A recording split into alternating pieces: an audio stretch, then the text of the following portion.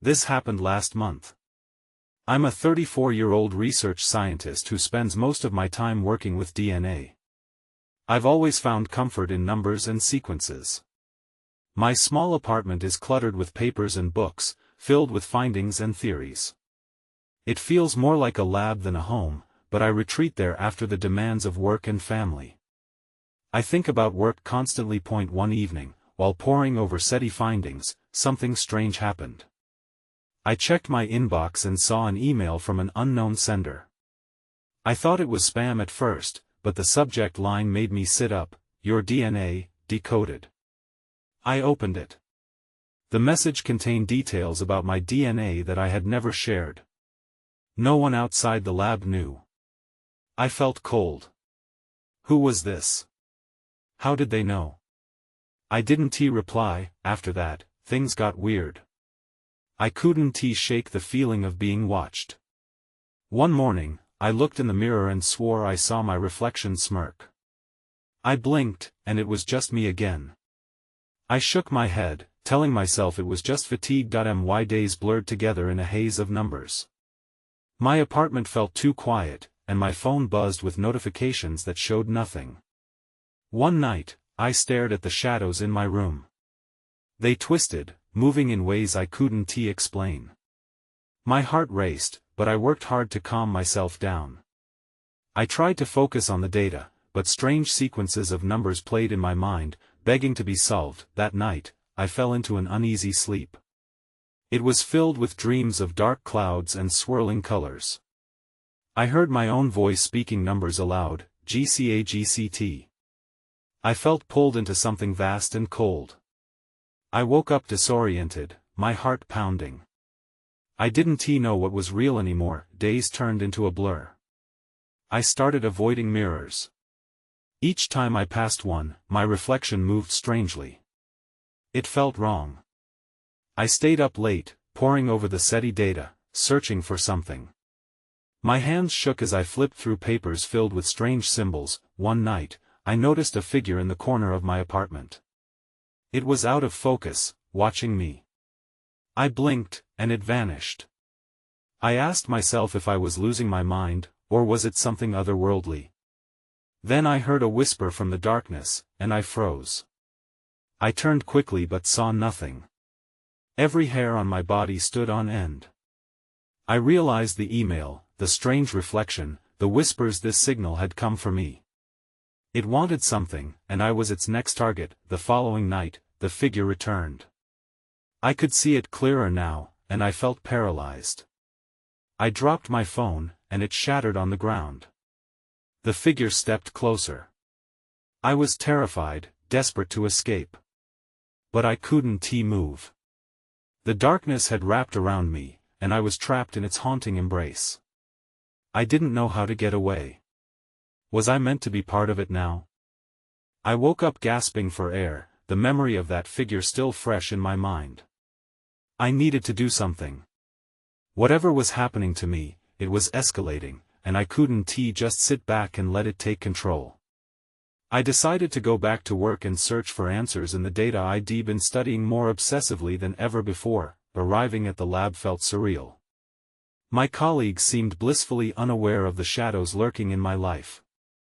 I forced smiles and engaged in small talk, but all I could think about was that unsettling figure and the email I received. I rushed to my workstation, where my files were spread out like a chaotic puzzle. I examined the SETI data, looking for anything that might give me a clue. Hours passed as I scanned numbers and sequences, my heart racing with each new line I uncovered. I couldn't shake the thoughts racing through my mind. Maybe there was a connection between the email and the findings. Maybe this was something bigger than I could understand. Then, I stumbled upon a peculiar pattern in the data.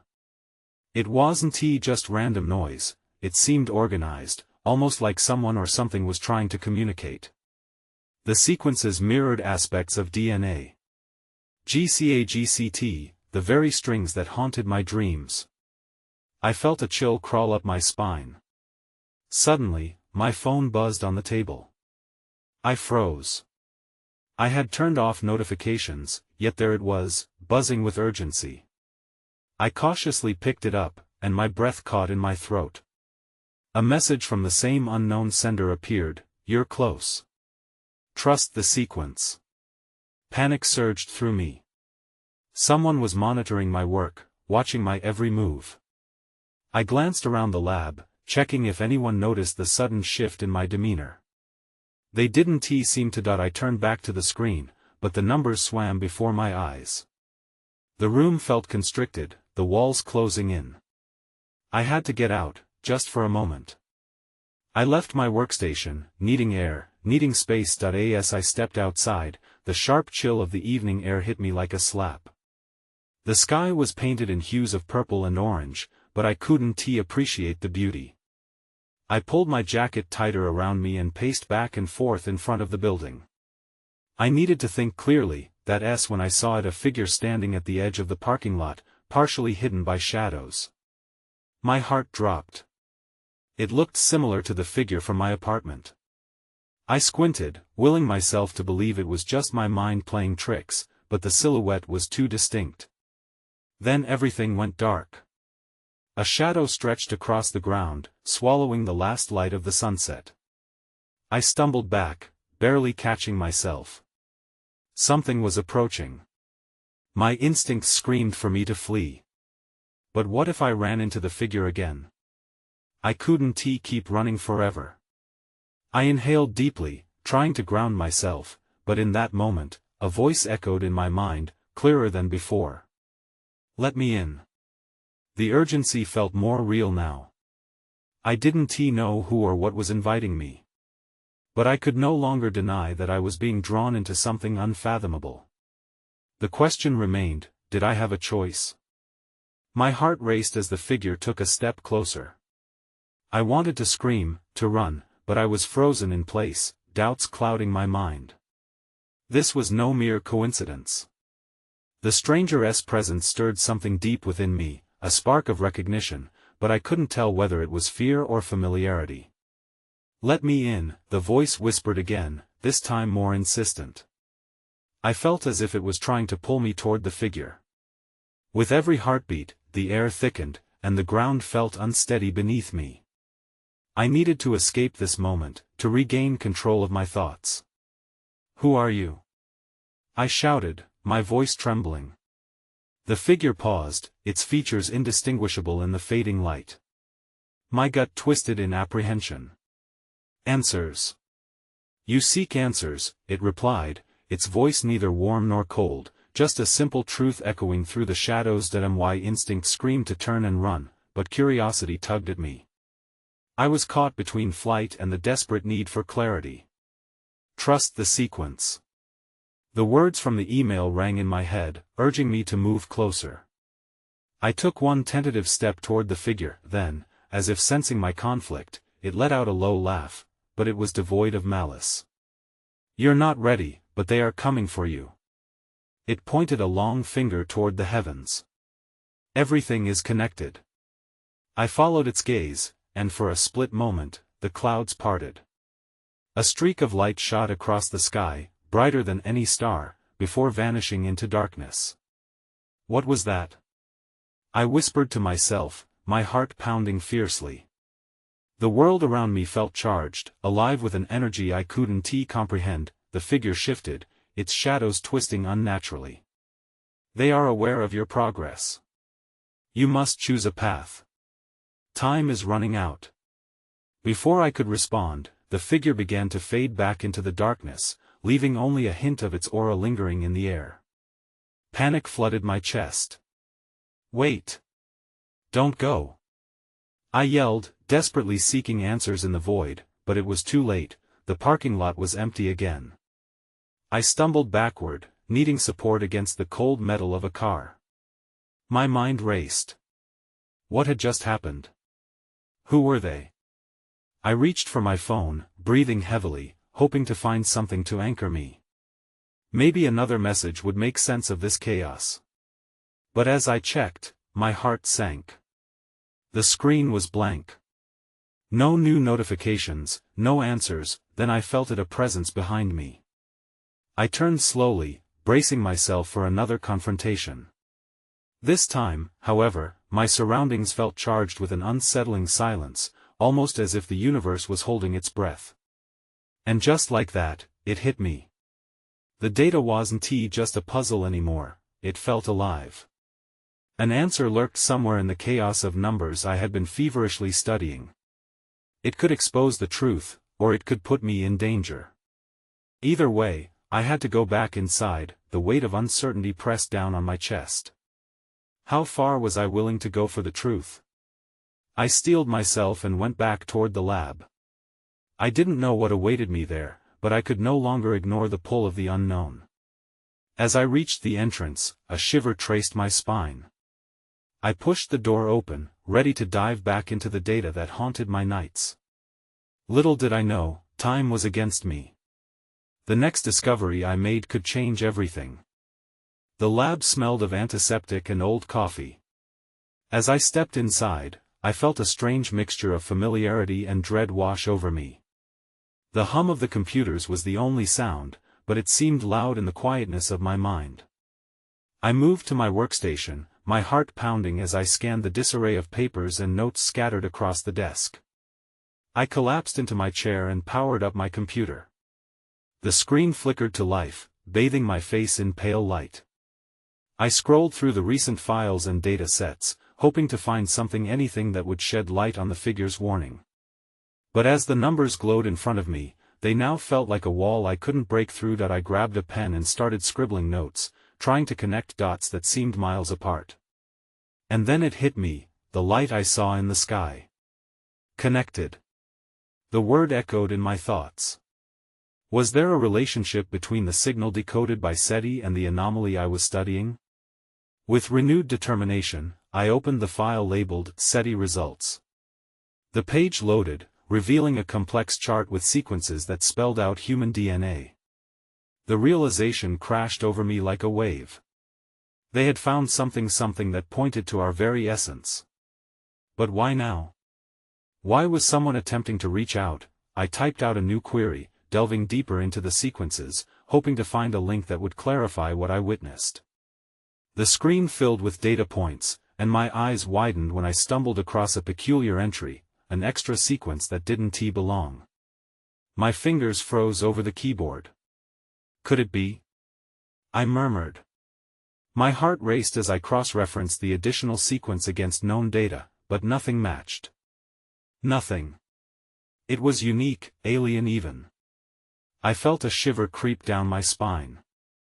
I bit my lip, forcing myself to focus, my breaths coming in quick bursts. Suddenly, the lights flickered above me, and I glanced around, my pulse quickening.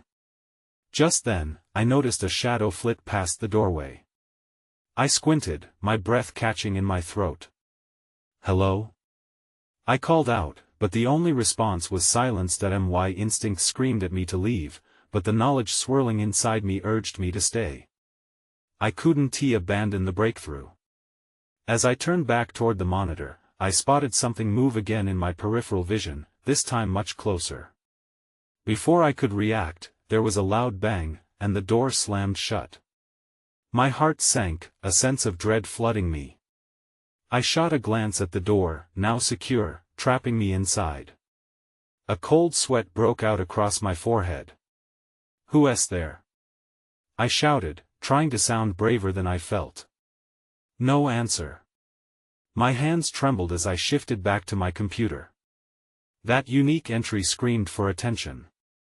I didn't have much time. As adrenaline coursed through my veins, I began to input analysis commands. I needed to solve this puzzle fast, when I saw it. The sequence wasn't just alien, it was a response, an invitation. My heart froze at the thought. I needed clarity, and fast. Just as my computer beeped, the lights flickered again, and everything went dark. I sat in the dark, my heart thumping in my chest. I fumbled for the desk lamp, but it remained lifeless. Panic started to seep in. I was completely alone, locked in a lab with no clear way out. My mind raced. What was that shadow? And why had the door shut? I focused on the glow of my computer screen. The dim light flickered back to life, illuminating the eerie silence surrounding me. I exhaled slowly, trying to calm my racing thoughts. The last data I saw swam in front of my eyes, the alien sequence beckoning for attention. I quickly typed a command to export the data I was analyzing. If something happened to me here, I wanted to ensure that at least this crucial information could get out. My fingers danced over the keyboard, and the files started downloading. I could hear the faint beep with each passing second, a lullaby of urgency. Then I heard it again, a soft rustling noise behind me. My skin prickled. I turned slowly, not wanting to alert whatever was creeping closer to my presence. But there was nothing, only darkness, and the dull hum of machinery that I felt utterly exposed. I needed to do more than just sit and wait. The longer I stayed, the greater the chance that whatever was lurking would make its move. I pushed my chair back and stood up. I had to find a way to open the door. As I approached it, I paused. Something in my gut told me to look back at my monitor one last time. I turned. The screen was now displaying an anomaly I had never noticed before. A pattern, an unmistakably structured form amid the chaos of numbers, one that seemed to pulse with a rhythm. I squinted, suddenly struck by an unsettling thought. That pattern resembled something biological. But what? I needed more time, more clarity. But time was what I didn't have. Before I could take a step back, a loud crash filled the room, reverberating through my bones. The door flew open, illuminating the darkened corridor beyond. My heart raced anew, and I stepped back instinctively, fearing what might emerge. "Who's there?" I yelled again, my voice cracking under the weight of adrenaline. In the doorway stood a figure, backlit by the overhead emergency lights that blinked to life. I couldn't make out its features at first. My mind flooded with questions. Was this the threat I felt? Or help? Then, the figure stepped forward. Relief washed over me. It was a colleague, one with whom I shared sleepless nights over unraveling codes, but his expression was tense, filled with urgency. "We need to go now," he said, his voice taut with panic. "I don't have much time to explain, but we've uncovered something that has drawn attention." "What do you mean?" He glanced over his shoulder, fear etched in his features. "You've seen the sequences. We can't leave it behind. The Watchers, they're coming." Suddenly, the fluorescent lights began to pulse, and I knew my time had run out. I had to choose, to act. But my thoughts swirled. What had I truly stumbled upon, and what would it mean for us all? I felt it, the sense of every choice spiraling into something larger. A shudder coursed through the building. "We need to leave now," he shouted, gripping my arm. I glanced back at my computer, the alien invitation still flashing on screen. I couldn't abandon it, but now I faced an even larger unknown. The urgency closed in around me, and I made my choice. I followed him into the unknown.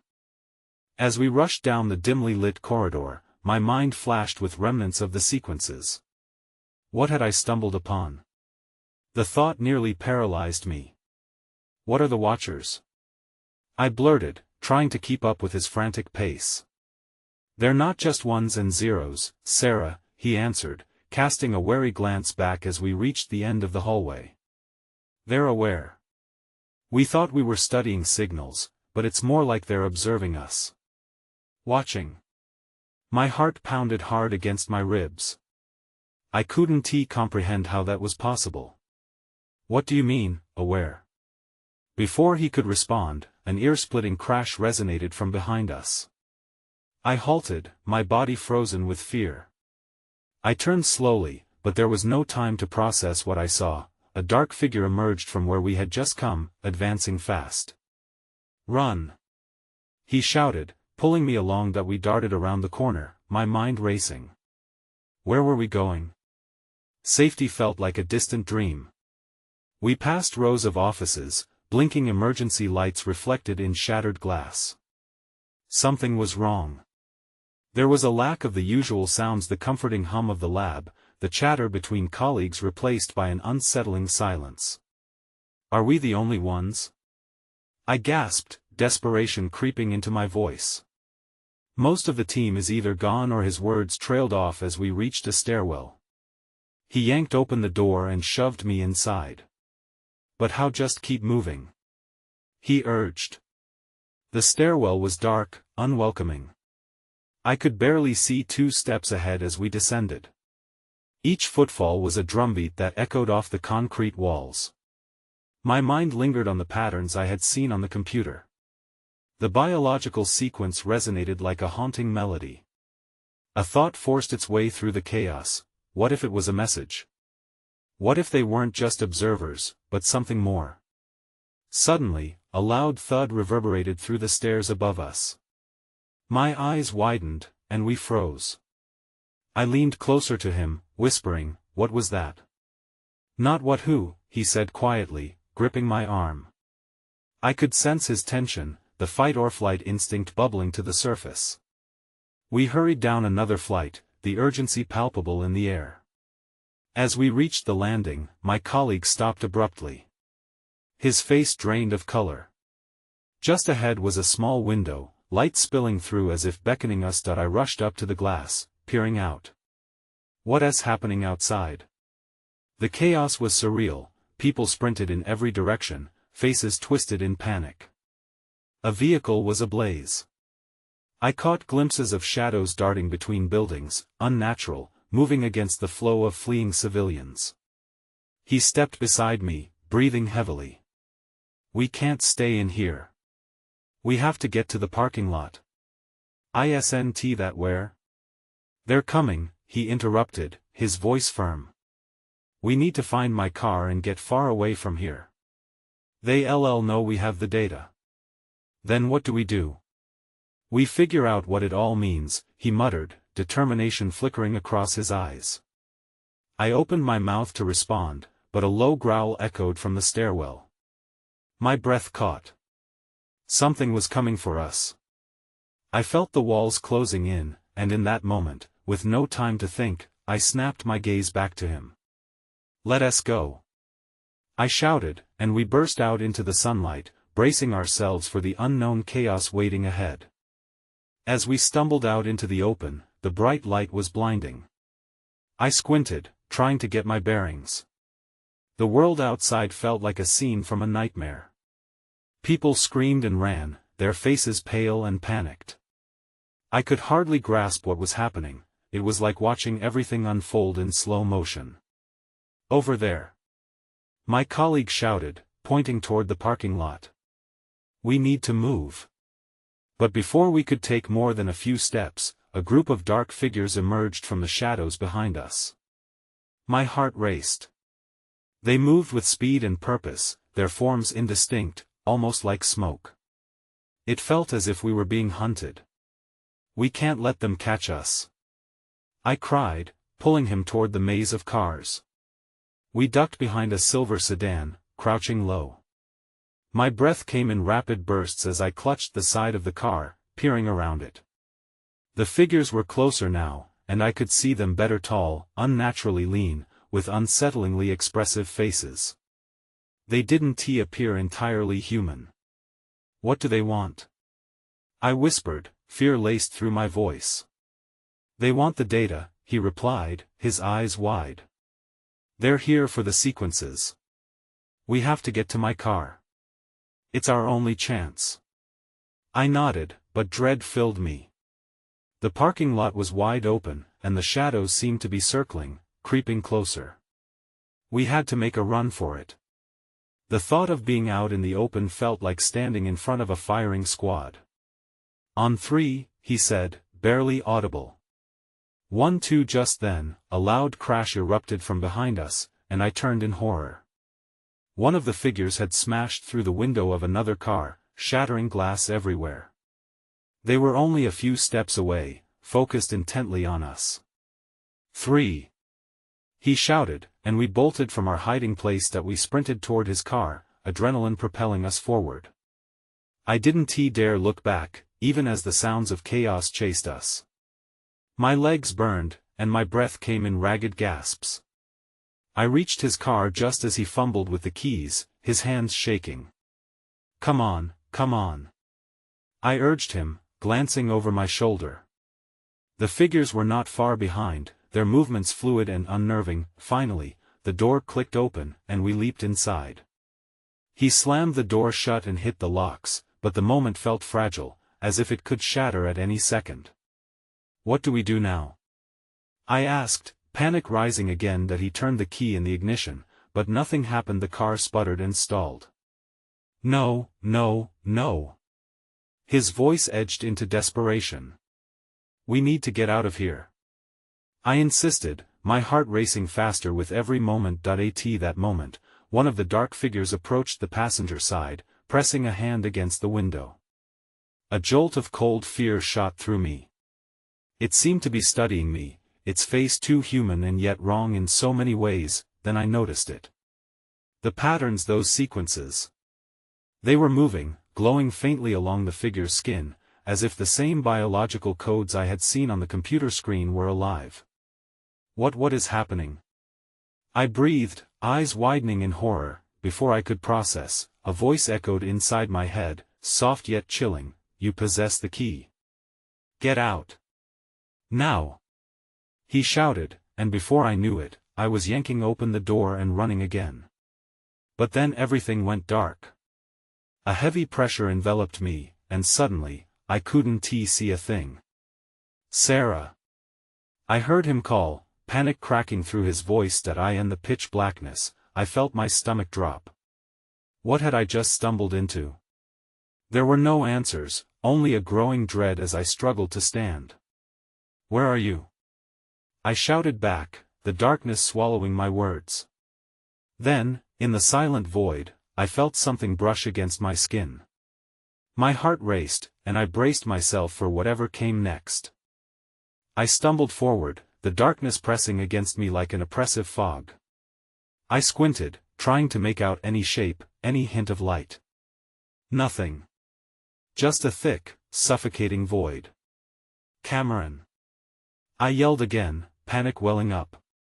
The silence felt endless, and I could no longer hear anything beyond my own voice. It was eerie, the kind of quiet that made my skin crawl. Suddenly, a flicker of light appeared ahead, then faded as quickly as it came. I felt a pull towards it, instinct driving me forward. I took cautious steps, bracing myself for whatever might be waiting in the dark. "Sarah!" He called out again, this time closer, though his voice sounded distorted, like it was echoing from a distance. I felt a rush of relief mixed with dread. If he was close, so were the figures. "Right here!" I shouted back, forcing my voice steady. The moment I spoke, shadows shifted around me. I took another step toward the sound of his voice. That's when I noticed the sensation creeping over me. It felt like a static charge, rippling along my skin. I halted, confused, and scanned the dark. "What is happening?" I whispered, fear creeping into my words. Just then, the light flashed again, stronger this time. It illuminated a figure standing between me and Cameron, but this one looked different. It was shorter and broader, the features were indistinct, like the dark figures but somehow more solid. "Stay back!" I shouted, raising my hands as if that would protect me. The creature tilted its head, studying me with eyes that glowed softly in the darkness. Even at that distance, I could see the same patterns racing across its skin, shifting like waves on a turbulent sea. Frightened, I backed away. Before I could retreat far, Cameron burst into view. He collided with me, grabbing my arm. There was no time to ask, and we took off together, sprinting away from the unsettling glow. "You all right?" He panted, scanning the shadows behind us. "I think so." "What was that?" I breathed, my heart racing. "No idea, but we can't stop. We need to find a way out of this place." We dashed ahead, the sound of our footsteps echoing against the walls. With every step, the static sensation intensified, almost like something charged in the air. The dark figures hovered somewhere behind us, their presence palpable, then I felt it again, something brushed against my arm, cold and electric. I gasped, yanking away, but it was already in my head again, that voice. You are chosen. What does that mean? I shouted, the panic clawing at my throat. Cameron glanced at me, his eyes wide with fear. Did you hear that too? I nodded, desperation clawing at me. We need to get out of this dark. He led the way, weaving through whatever obstacles lay ahead. I followed closely, our breaths mingling in the stifling air. Suddenly, the static in the air surged, and I stumbled to a halt. Before us stood a door, dimly lit and slightly ajar. The light from within flickered like a warning beacon. This was our chance, but as we approached, a shadow lunged from behind the door. It was one of the dark figures, blocking our escape. Run! Cameron urged, and we turned back, adrenaline surging. I had no idea what awaited us, but I felt it, we had to move fast. We sprinted toward the corner of the hallway, but the silence broke not just a fading echo of our footsteps, but something far worse. I glanced back just as the figure dissolved into swirling smoke, and that voice resonated through the darkness once more. Time is running out. Panic squeezed my chest as I ran faster, not fully grasping what that meant, but knowing deep down that we weren't just running from darkness anymore. I could feel my heart thumping in my chest as we rounded the corner. The silence felt as heavy as the darkness. Every breath I took echoed, amplifying the fear twisting in my gut. Where do we go? I panted, trying to catch my breath. There was no sign of an exit, just more dark hallways stretching endlessly into the unknown. Just keep running. Cameron urged, pulling me along. We zigzagged through the maze of shadows, lost in a world that felt increasingly fainter with each passing second. Then, against the backdrop of darkness, something shifted again. My heart raced as I noticed a faint glow seeping from another door on our left. It didn't dazzle like a beacon, rather, it was a whisper of light, almost hesitant. Cameron, that door, I pointed, hoping he'd see it too. He glanced to the side and nodded, let us check it. But as we approached, that static charge in the air surged again, wrapping around us like a tangible shroud. We slowed down, eyes locked on the door, unsure if it was savior or trap. Cameron pushed the door slightly ajar. It creaked as if it hadn't been opened in years.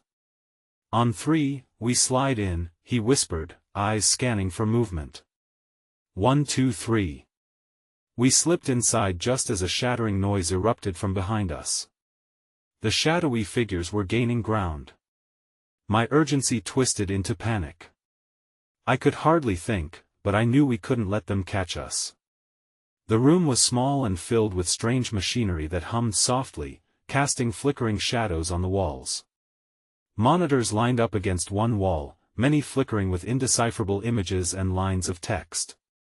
In the center sat a console, pulsing with a faint blue light. What is all this? I murmured, glancing at Cameron. His face reflected the same mix of confusion and dread I felt. I don't know, but maybe we can use it. He approached the console, fingers hovering above the buttons. As he hesitated, a chilling realization washed over me. What if it's meant to keep us here? Stay on guard then, he said, focusing on the screen. A string of symbols danced across the screen, and suddenly the voice returned, reverberating through the room like a haunting melody. You are chosen, do you see that? I pointed at the screen, breath hitching. Illuminated symbols resembled part of a DNA strand, twisting eerily as if they were alive. Cameron frowned. What does it mean? Before I could answer, a tremendous crash rattled the door as one of the dark figures lunged at us, the echoes of its movement cloaked in shadows. I stepped back, heart racing. We have to do something now. I shouted, confusion mixing with urgency, but before I could grasp what to do, another voice, stronger than the shadows, filled the air. Join us. I felt a rush of heat wash over me, as if the room was illuminating with the energy of the figure, now almost touching the threshold. My throat tightened at the words. No! Cameron shouted, as if that could keep the darkness at bay. The doors rattled, and my instinct screamed that time was up. I glanced at the screen, desperate. Something deep within compelled me to read the symbols, to understand what was happening. That S when I saw it. Among the alien patterns, my own name glowed brightly, pulsing with an unsettling familiarity. What does that mean? I whispered, dread pooling in my stomach. But before Cameron could respond, the door splintered, and the room plunged back into darkness. When the door broke free of its frame, the darkness poured in like a tide, sweeping over everything. I felt the air compress around me, an unseen weight pinning my spine against the console. I turned to Cameron, panic etched across his face. Now what? I shouted over the grinding of wood and metal. I don't know. He yelled, eyes darting back to the screen. The glowing symbols appeared chaotic, almost mocking, whispering secrets I couldn't grasp. We need to join us, echoed through the chaos again, the voice wrapping around me like a vine. It came not just from the shadows, but from the pulsing console, an invitation edged with menace. Please, just run. I screamed, my instincts screaming louder than the threats. I shoved him aside away from the door that was beginning to splinter. We had to move. Cameron turned back, eyes gleaming with determination. No. We need to decode what's happening. He pointed at the screen, his fingers trembling. I can read the sequences. Maybe that's it. At that moment, the figures emerged fully from the shadows, their forms swirling, almost human yet distorted, a grotesque caricature of life. Panic surged through me, primal and raw. They were closer now, their features sharpening as they poured through the door. I felt the coldness seep in, a shiver crawling down my spine. Cameron, they wait for us. I cried. We have to leave. But he was glued to the console, his gaze unwavering as if hypnotized by the thrumming light. Sarah, my name, it's here. He gasped, fingers moving to type. It's all connected. I could see it now, fragments of what he typed spiraling with energy. My name too flickered on the screen. What does it mean? I asked, my voice catching. I don't know. Cameron shouted back.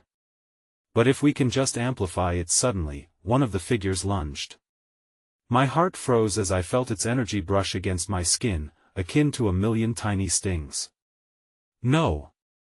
I screamed, reaching for Cameron. With a burst of adrenaline, I hurtled forward, yanking him away from the console just as the shadow collided with it. A crack of static thundered through the room as the console erupted in blinding light. An electric jolt surged through me, pulling me to the ground. I clawed at the floor, the force overwhelming as the shadows howled. Sarah!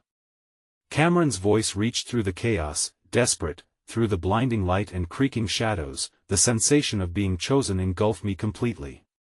Join us, the voice echoed again in a way that felt almost sympathetic, reaching deep into my core. No! I shouted, forcing myself to rise. My limbs felt heavy and unyielding. I could see the space warping, flickering between reality and something more sinister. We have to get out. The light surged again, and suddenly I felt a pull toward the door. Cameron yanked my arm as he pulled me toward it. Now! He shouted, urging me forward as if the boundary of light would shatter at any moment. We scrambled through the doorway just as the shadows collapsed behind us, swirling against the threshold in a frantic dance.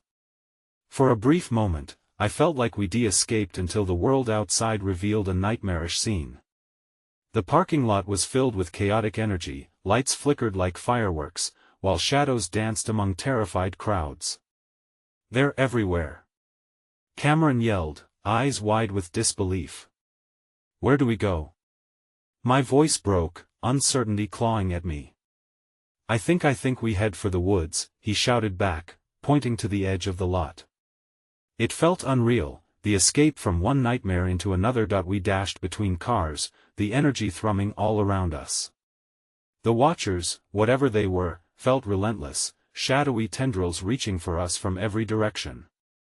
Each step felt like we were navigating through thick fog, confusion clouding my mind. As we neared the tree-line, the world shifted again, electricity crackling through the air.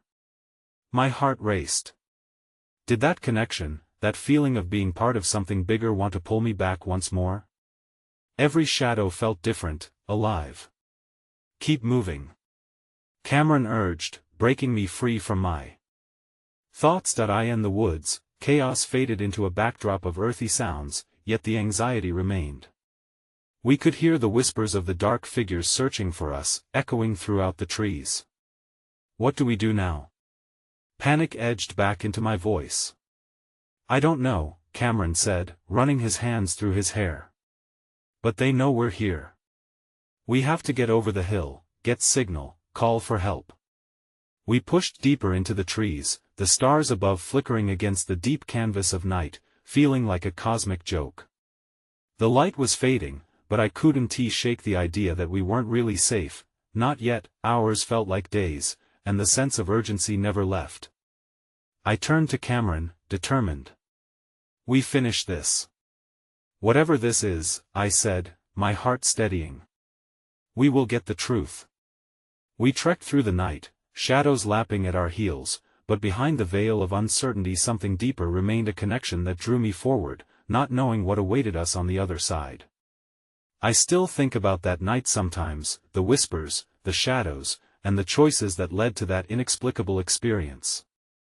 I never returned to that lab, and part of me wonders if the figures are still searching, still watching. What awaited us in the darkness, and what did we truly leave behind? I'll never know.